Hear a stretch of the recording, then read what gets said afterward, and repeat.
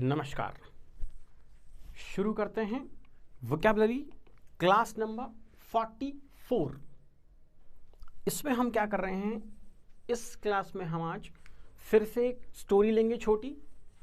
उस स्टोरी में जो वर्ड्स आएंगे हम कोशिश करेंगे कि उसके और सिनोनिम्स हमें आ जाएं, है ना।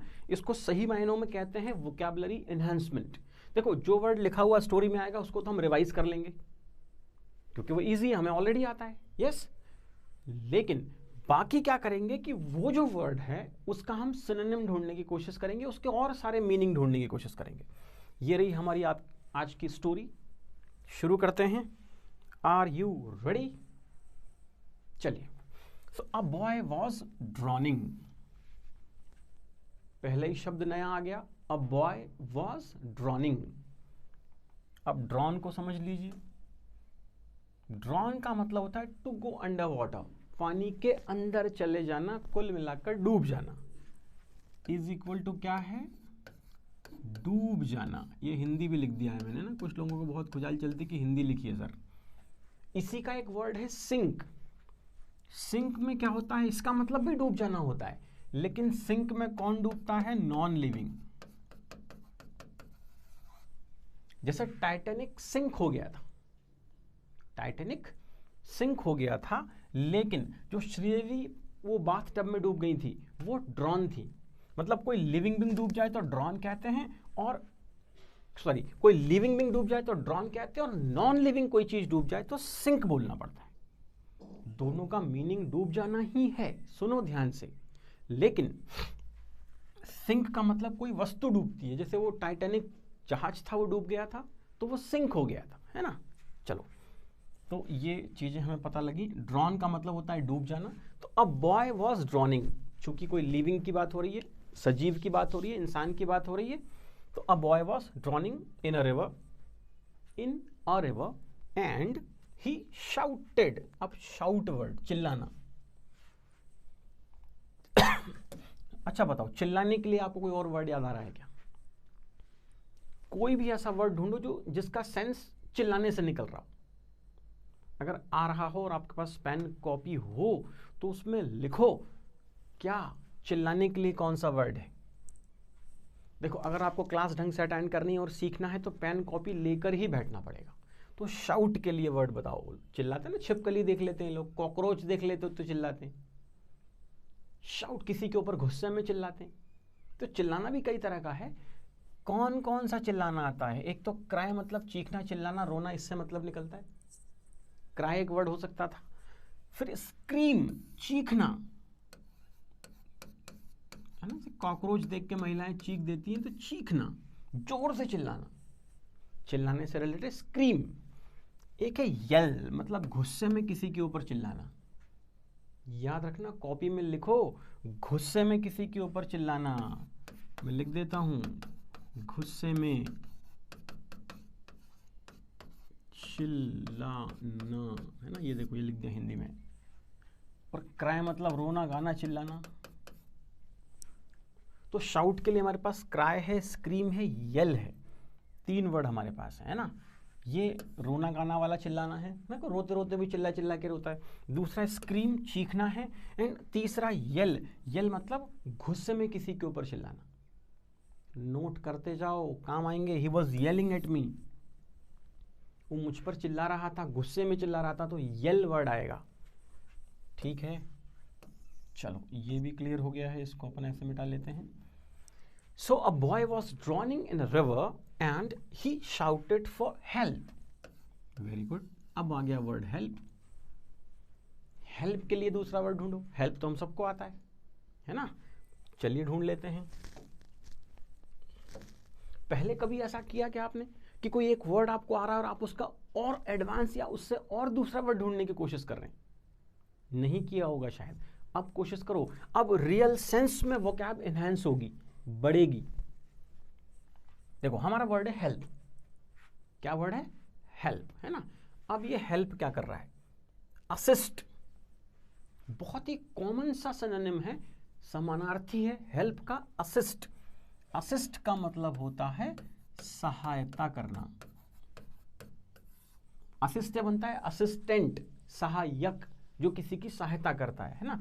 तो सहायता करना असिस्ट हो गया, बहुत बढ़िया से इसका सिनोनिम हो गया। हेल्प की जगह हम असिस्ट बोल सकते हैं। जैसे बोलना हो कि प्लीज हेल्प मी, तो हम बोल सकते हैं प्लीज असिस्ट मी, या please give a hand, land a hand भी हो सकता है। यहां पर लैंड का मतलब भी देना होता है ना, उधार देना जैसा। तो गिव अ हैंड या लैंड अ हैंड मतलब किसी की तरफ मदद का हाथ बढ़ाना, या फैसिलिटेट, किसी को सुविधाएं देना, किसी को कुछ मदद कर देना, तो वो भी फैसिलिटेट होता है। वैसे हम इन दो मीनिंग से भी अपना काम चला सकते हैं। हेल्प मतलब असिस्ट या गिव अ हैंड। क्लियर? चलो नोट कर लिया आपने, असिस्ट या give a hand. A man passing by, वहां पास बाय मतलब वहां से निकलना, गुजरना, मतलब अभी यहां से पास हुआ, यहां से अभी निकला, तो पास बाय मतलब निकलना, गुजरना। जंप, अब देखो जंप तो आपने हमेशा से जंप ही सुना है। जंप का सिनोनिम आपको शायद ही आता हो। कोशिश करो कि जंप का कोई मीनिंग मिल जाए, कोई सिनोनिम मिल जाए जो हम जंप के प्लेस पर यूज कर सकें। ढूंढो, मिल रहा है क्या? जंप का सिनोनिम चाहिए हमें, किसका? जंप। लीप, प्रोनाउंसिएशन है लीप और मीनिंग वही है to jump. Leap before you, sorry, look before you leap, एक कोटेशन था है ना, या वो फ्रेज जैसा था, लुक बिफोर यू लीप, मतलब कूदने के पहले देखें, मतलब कोई भी काम करने के पहले सोचें समझें, है ना, तब वो काम करें। तो लुक बिफोर यू लीप, यहां भी लीप वर्ड आया था। होप, HOP लिखा है ना। आपने जो होप आज तक पढ़ा है वो HOPE पढ़ा है। इसका मतलब होता है आशा करना। किसका? HOPE का मतलब, हम यहां जो बात कर रहे हैं वो HOP की बात कर रहे हैं, ई नहीं लगा है मेरे दोस्त। तो ये HOP है, होप। इसका मतलब भी होता है कूदना, वो फुदक फुदक के चलना जिसको बोलते हैं, ऐसे उचक उचक के चलना। जैसे खरगोश कैसे करता है? होप करता है, यहाँ टपक आया, वहाँ खाया, ऐसे करके भागता है, तो उसको बोलते हैं होप। कूद कूद के चलने वाला जो है उसको होपिंग बोलते हैं, होप। फिर स्किप, ऐसे कूद कूद के चलना। और हम खेलते नहीं थे बचपन में, स्किप कर करके एक घर स्किप करके अगले में जाते थे। तो स्किप करने का मतलब भी कूदना होता है। जैसे वो रस्सी कूदते हैं है ना, ऐसे ऐसे करके वो स्किपिंग होती है वो भी। तो स्किप का मतलब भी कूदने से निकल सकता है। लीप, होप, तीन तीन शब्द हमारे पास है, नोट करके रखो। जो कहा जा रहा है बड़ी इत्मीनान से, ध्यान से सुनो, क्योंकि ध्यान से सुनेंगे तो ही ध्यान रहेगा ना। और वैसे भी हमारा ध्यान यहाँ वहाँ कहाँ कहाँ भटकता है, तो इस भटकते ध्यान को एक जगह ले आइए, ऐसे करके कंसंट्रेट कर दीजिए एक जगह पर, है ना, और सीखिए, समझिए चीज़ों को। तो लीप, होप एंड स्किप ये जंप के सिनोनिम है। He jumped in the river and save, अब बचा लेने के लिए, पिछली वाली क्लास में भी हमने सेव के लिए वर्ड देखे थे। आप भूल गए हैं क्या? शायद नहीं भूले हैं तो बहुत अच्छी बात है। भूल गए हैं तो पहले जाकर मेमोरी प्लस कैप्सूल खरीद लीजिए, उनको खाइए ताकि याद रह पाए। अरे कैप्सूल नहीं खरीदना है, बस थोड़ा कंसंट्रेशन बढ़ाना है, थोड़ा मन से बैठना है, ध्यान देना है। चलिए कोशिश करेंगे। सेव के वर्ड थे प्रोटेक्ट, डिफेंड, कीप, है ना। तो प्रोटेक्ट और डिफेंड, गार्ड भी एक वर्ड था, है ना। तो protect, defend, save, guard, keep, ये सब सेव थे। The boy's life as the man was leave, अब निकलने के लिए वर्ड आ गया लीव, है ना। लीव का मतलब होता है गो अवे। क्या मीनिंग है? कहीं चले जाना, गो अवे, या डिपार्ट, चले जाना, निकल लेना, डिपार्ट, है ना। अच्छा, दो ही मीनिंग आए थे, कोई नहीं। सो लीव मतलब छोड़ना, छूटना, जाना। हिंदी में चाहते हो तो लिख लो छोड़ना, छूटना, जाना। गो अवे या डिपार्ट, है ना। ट्रेन का डिपार्चर टाइम होता है, या प्लेन का। एक अराइव से बनता है, अराइवल माने आना, है ना, और डिपार्ट का मतलब है चले जाना। तो ये डिपार्ट हो गया, ये भी आप सीख रहे हैं।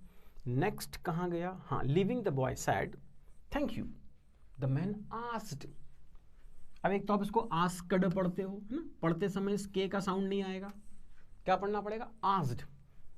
द मैन आस्क्ड, क्या पूछा साहब उसने, इंक्वायर,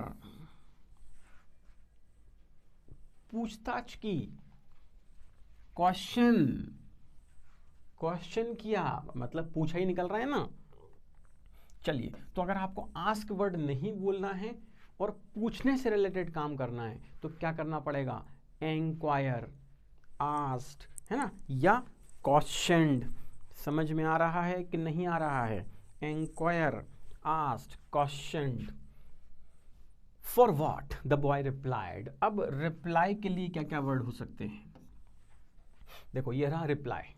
हम किसी को रिप्लाई करते हैं, कोई कुछ हमसे पूछता है तो हम उसको रिप्लाई करते हैं, तो रिप्लाई के लिए वर्ड है आंसर। क्या वर्ड है, आंसर, है ना, या रेस्पॉन्ड। बोलते ना आप तो रेस्पॉन्ड ही नहीं कर रहे हो, आंसर ही नहीं दे रहे हो, रिप्लाई ही नहीं कर रहे हो। या रिएक्ट, वो तो रिएक्ट ही नहीं करता है ना, उससे कुछ भी क्वेश्चन पूछ लो वो उसका रिप्लाई नहीं कर रहा है मतलब। सो 3 शब्द हमारे पास आ गए, आंसर, रेस्पॉन्ड या रिएक्ट। रिप्लाई के लिए आंसर, रेस्पॉन्ड एंड रिएक्ट, ये भी ठीक हो गया। For saving my life the man looked into the boy's eyes and said son make sure. अब हमारा कंसंट्रेशन आ जाती श्योर पर। श्योर के लिए क्या वर्ड है, एक तो है सर्टेन, जो कि बहुत ही कॉमन वर्ड है। श्योर मतलब सर्टेन, है ना, मैं बहुत श्योर हूं इस मामले में, या मैं बहुत सर्टेन हूं। तो श्योर या सर्टेन। एक होता है कॉन्फिडेंट हूं, जब आप कॉन्फिडेंट होते हैं तभी तो आप श्योर होंगे ना, तो श्योर की जगह आप कॉन्फिडेंट वर्ड यूज कर सकते हैं, या कॉन्फिडेंट की जगह श्योर यूज कर सकते हैं। और सर्टेन तो